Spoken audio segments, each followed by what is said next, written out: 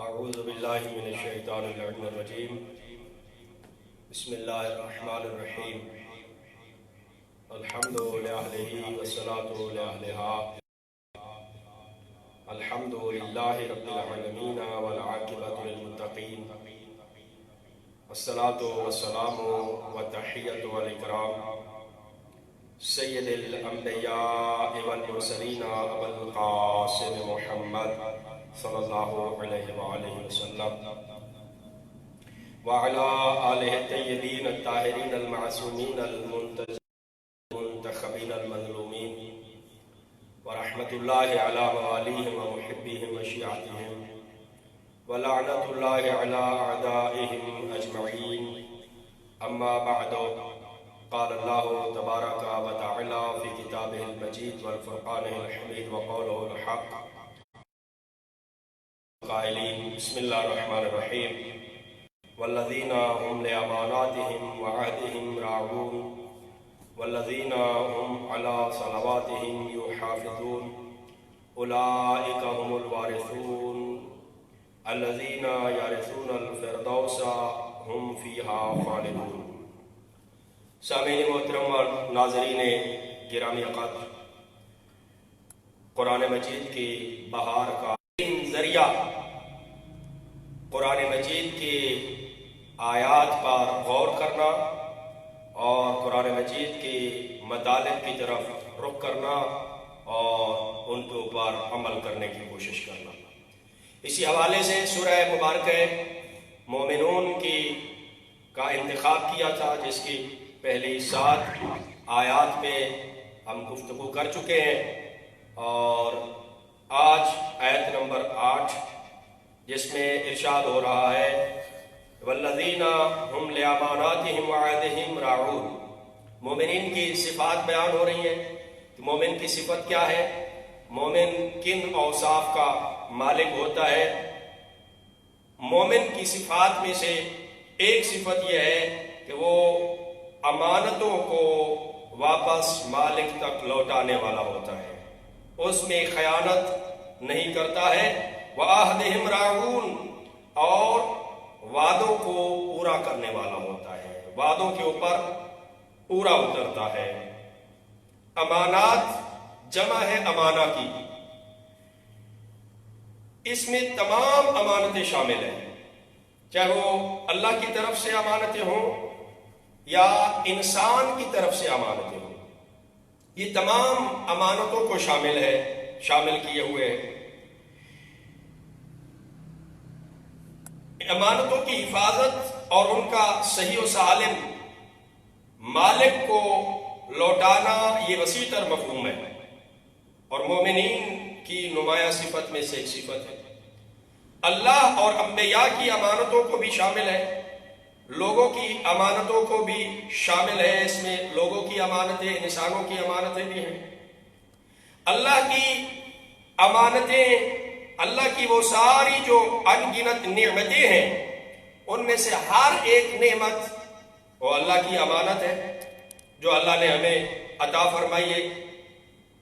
اللہ کی نعمات میں سے ایک نعمت یہ آنکھ ہے جو اللہ نے ہمیں عطا فرمائی ہے، زبان اللہ کی نعمت ہے، خود بندے کا مکمل وجود یہ اللہ کی نعمات ہے، اور یہ امانت ہے اللہ کی طرف سے ہمارے پاس۔ اب آنکھ میں خیانت نہیں کرنی، یعنی آنکھ ادھر نہیں دیکھے گی جدھر اللہ نہیں چاہتا، یہ امانت ہو رہی ہے، امانت کی پاسداری ہو رہی ہے۔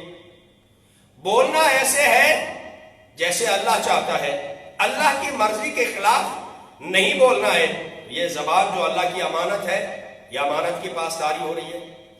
جب بندے کا پورا وجود جو اللہ کی نعمتیں ہیں، جو اللہ نے ہمیں عطا فرمائی ہیں، امانت ہے، اور یہ پورا وجود امانت کی خیانت نہیں کرتا، پاسداری کرتا ہے، تو پھر اللہ اس وجود کو اپنا وجود بنا دیتا ہے، پھر یہ آنکھ اس بندے کی آنکھ نہیں رہتی ہے، اللہ کی آنکھ بن جاتی ہے، پھر یہ زبان اس کی زبان نہیں رہتی ہے، اللہ کی زبان بن جاتی ہے۔ اسی طرح دین، قانون الہی، آسمانی کتابوں اور دینی رہنماؤں کی ہدایت، یہ سب کی سب امانتیں ہیں۔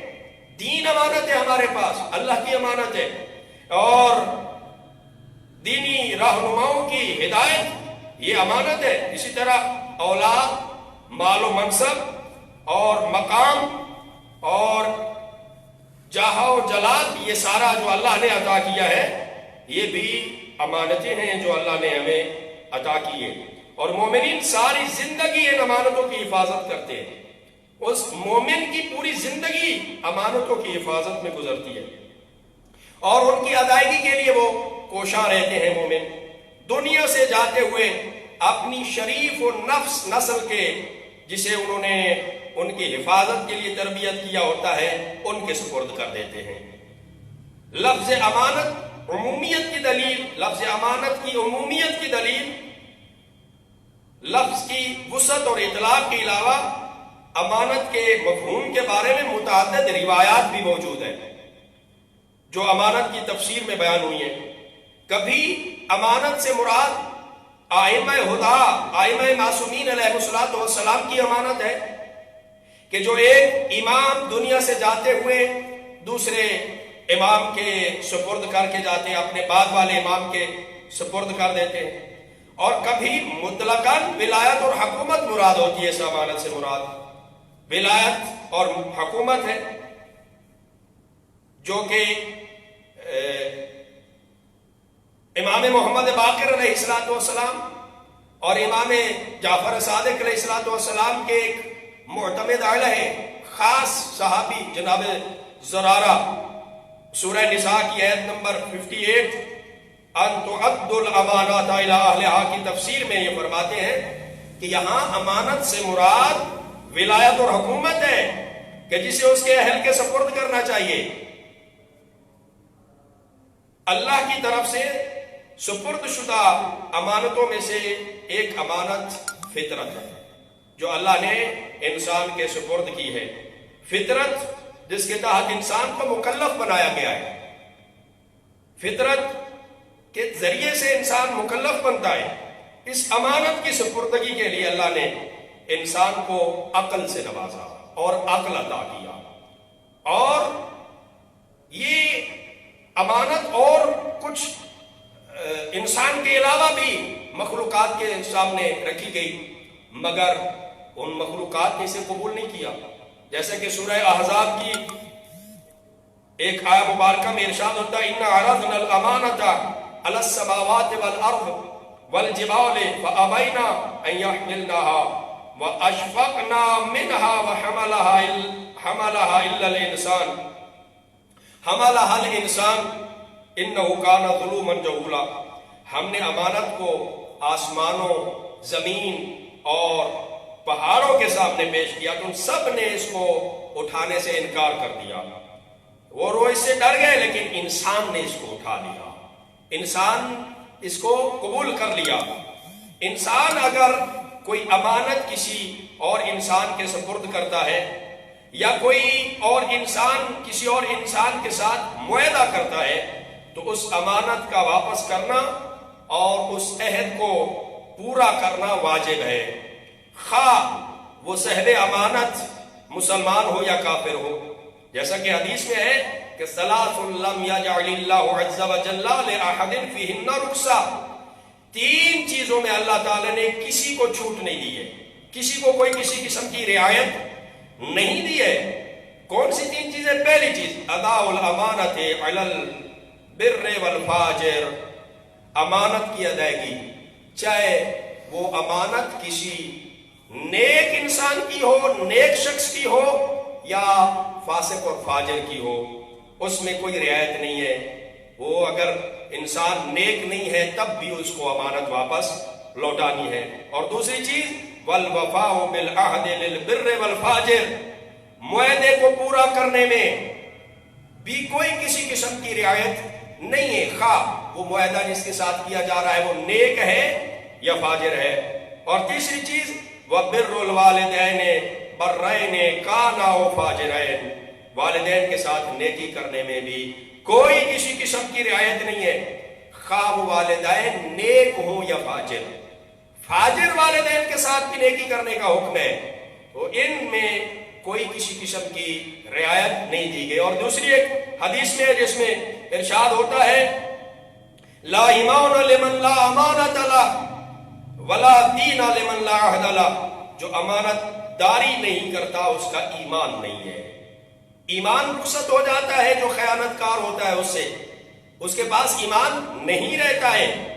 اور جو عہد کی پاسداری نہیں کرتا اس کا کوئی دین نہیں ہے، دیندار نہیں ہوتا وہ شخص. مولا کائنات امیر المومنین علی ابن ابی طالب علیہ السلام فرماتے راس الاسلام الامانہ، امانت داری سرمایہ اسلام ہے، بنیاد ہے اسلام کی، سرمایہ ہے. اور فرماتے ہیں کہ افضل الامانت الوفاء بالعہد، بہترین امانت داری وفائے عہد ہے، عہد کو پورا کرنا ہے. رسول اکرم صلی اللہ علیہ وآلہ وسلم کا ارشاد ذیشان ہے کہ جس کو امانت کا پاس نہیں اس کا دین نہیں ہے. امانت کا پاس ہوگا تو دین ہوگا. اور رسول اللہ سے ہی حدیث ہے جس میں وہ فرماتے ہیں کہ وہ شخص ہم میں سے نہیں ہے جو امانت کو حقیر سمجھ کے ضائع کر دیتا ہے. اگر کوئی بندہ کسی کے پاس کوئی چیز امانت رکھتا ہے، چاہے اس کی نظر میں وہ گھٹیا ہو، کم قیمت کی ہو، اس کی نظر میں اس کی کوئی وقعت نہ ہو، اس کو حقیر سمجھ کے اگر ضائع کرتا ہے اور امانت جس کی ہے اس تک واپس نہیں پہنچاتا ہے، ضائع کر دیتا ہے، تو اللہ کے نبی فرماتے ہیں کہ وہ ہم میں سے نہیں ہے. اور حضرت امام جعفر صادق علیہ السلام فرماتے ہیں کہ امانت لوٹا دیا کرو، خواہ وہ حسین ابن علی کے قاتل کی ہی کیوں نہ ہو. اگر حسین کے قاتل کی امانت ہے تو بھی اس کو واپس لوٹا دو، اس کو واپس پہنچا دو. اور اس کی کئی مثالیں ہمارے پاس ملتی ہیں معصومین علیہ السلام کی سیرت طیبہ کے اندر. یہ امانت کے بارے میں مومن جو ہوتا ہے وہ امانت دار اور عہد کو پورا کرنے والا ہوتا ہے. جیسا کہ اپنے شیعہ کی پہچان چھٹے امام حضرت امام جعفر صادق علیہ السلام نے بیان فرمائی ہے. اور فرمایا کہ اگر پوری ایک بستی میں آ کر ایک شخص پوچھے کہ یہاں امانت دار کون ہے تو تمہارے گھر کی طرف اشارہ کیا جائے اور کہا جائے کہ وہ ہے، وہ امانت دار ہے. اور کہا جائے کہ اس گھر والے کے جو اس گھر میں رہتے ہیں ان میں کوئی کسی قسم کا عیب نہیں ہے. اگر کوئی عیب ہے تو وہ صرف یہ ہے کہ وہ محبت اہل بیت رکھتے ہیں، اہل بیت اطہار کی محبت. کیونکہ دنیا کی نظروں میں اگر کوئی عیب ہو تو یہی عیب ہونا چاہیے، اس کے علاوہ مومن کے اندر، شیعہ کے اندر کوئی کسی قسم کا عیب نہیں ہونا چاہیے. یہ مومن کی ایک علامات میں سے ایک علامت امانت داری، اور دوسری علامت وفائے عہد. اور اگلی جو آیا مبارکہ ہے اس میں ارشاد ہوتا ہے والذین هم علی صلواتهم یحافظون. مومن کی علامات میں سے ایک علامت اور صفات میں سے ایک صفت یہ ہے کہ وہ نمازوں کی حفاظت کرنے کے لیے کوشاں رہتے ہیں، نمازوں کی حفاظت کرتے ہیں. اور اس میں توجہ طلب ایک نقطہ یہ ہے کہ مومنین کی پہلی جو بیان شدہ خصوصیت اور صفت ہے اس میں خشوع و خضوع بیان کیا گیا ہے، یہ صفت بیان کی گئی ہے. اور آخری جو یہ صفت ہے اس میں نماز کی حفاظت کو صفت کے طور پر بیان کیا گیا ہے. اور مختصر یہ ہے کہ اوصاف کی ابتدا بھی نماز پہ ہے، اوصاف کی انتہا بھی نماز پہ ہے. نماز یہ خالق اور مخلوق کے درمیان بہترین رابطہ ہے. نماز اعلیٰ تربیت کی اعلیٰ سطح کا مدرسہ ہے.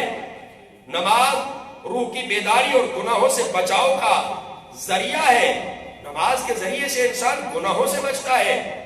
اور اگر نماز تمام آداب اور شرائط کے ساتھ ادا کی جائے تو تمام تر نیکیوں اور خوبیوں کے لیے قابل اطمینان اور قبولیت کا وسیلہ بن جاتی ہے.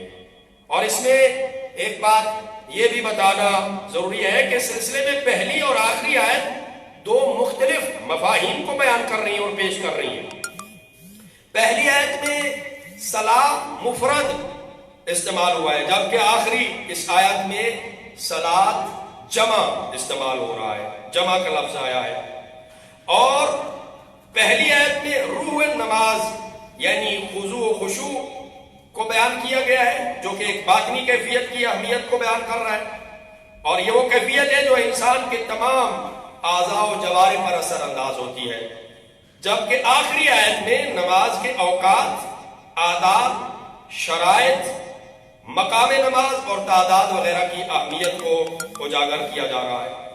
گویا کہ سچے مومن نمازیوں کو ہدایت دی جا رہی ہے کہ ہر ایک نماز کی ادائیگی کے عالم میں تمام آداب و شرائط کا لحاظ رکھنا ضروری ہے، اور محافظت نماز میں یہ بھی شامل ہے کہ 5 وقت کی نمازوں میں کوئی ایک نماز بھی ترک نہ کی گئی ہو۔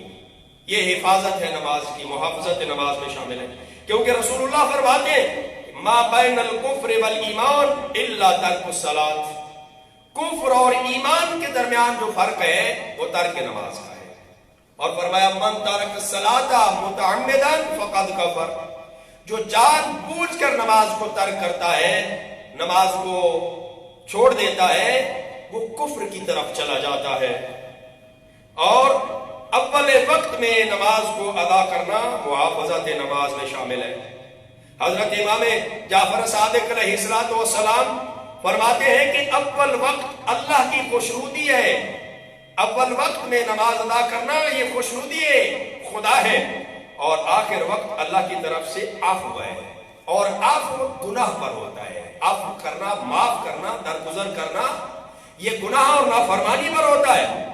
حضرت امام جعفر صادق علیہ السلام فرماتے ہیں اِنَّ فَضْلَ الْوَقْتِ الْأَوَّلِ عَلَى الْوَقْتِ الْآخِرِ كَفَضْلِ الْآخِرَةِ عَلَى الدُّنْيَا، اول وقت کی نماز کو آخر وقت کی نماز پر وہی فضیلت حاصل ہے جو آخرت کو دنیا پر حاصل ہے۔ اور محافظت نماز میں ایک چیز یہ بھی شامل ہے کہ نماز کے اذکار و قرات، رکوع و سجود اور ارکان و واجبات کسی ایک میں بھی خلل نہیں ہونا چاہیے، خصوصاً رکوع اور سجود کے اندر۔ رکوع میں مکمل جھک جانے کے بعد ذکر رکوع شروع کیا جائے، اور ذکر رکوع مکمل ہونے کے بعد سر اٹھایا جائے۔ اسی طرح سجدے میں پیشانی سجدہ گاہ کے اوپر رکھنے کے بعد ذکر سجدہ شروع کیا جائے، اور ذکر مکمل پڑھ لینے کے بعد سر کو پیشانی کو اٹھایا جائے، اور رکوع اور سجود میں کوئی کسی قسم کا خلل نہ ہو، کیونکہ حدیث میں ہے کہ وَلَا تَنْقُرْهُ كَنَقْرَةِ الدِّيكِ، مرغی کے چونچ مارنے کی طرح سجدہ نہ کرو۔ اور حدیث رسول مقبول صلی اللہ علیہ وآلہ وسلم میں ہے کہ چوروں میں سے سب سے بڑا چور وہ ہے جو اپنی نماز میں چوری کرتا ہے۔ کسی نے پوچھا یا رسول اللہ نماز میں چوری کیسے ہوتی ہے؟ تو فرمایا کہ جو نماز میں رکوع اور سجود کو پورا نہیں کرتا در حقیقت وہ نماز میں چوری کر رہا ہے۔ جب تمام آداب اور شرائط کے ساتھ نماز کو ادا کیا جاتا ہے تو یہ محافظت نماز ہوتی ہے۔